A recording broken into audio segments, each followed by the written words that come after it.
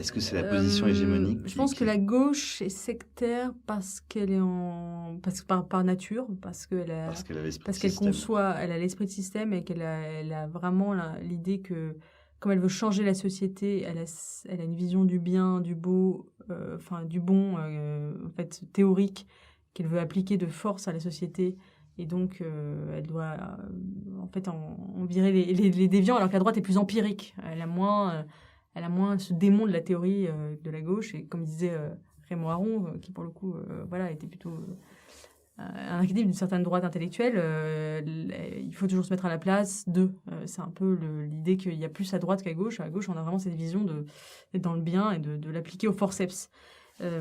Et aussi parce que je pense qu'elle est d'autant plus sectaire aujourd'hui qu'elle est en position, en effet, de citadelle assiégée et qu'elle répond finalement à sa perte d'hégémonie, en tout cas à l'effritement du monopole idéologique par une surenchère de sectarisme, parce qu'elle n'a plus que ça, en fait, pour répondre à la droite. En fait, et c'est très frappant dans la vie intellectuelle aujourd'hui, c'est-à-dire que la gauche, plutôt que proposer une vision du monde, une alternative, des options idéologiques, passe son temps à déconstruire la droite, à déconstruire son adversaire.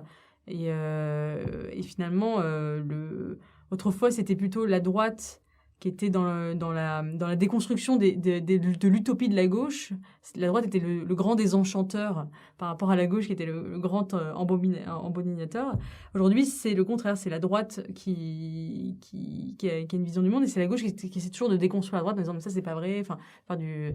Et c'est assez intéressant aujourd'hui, c'est cette mutation. Et on a une gauche qui, au lieu d'ouvrir des pistes, fait des listes de déviants et ne propose plus grand-chose. En réalité, elle est plus dans la déconstruction de l'adversaire que dans la proposition d'une utopie ou d'une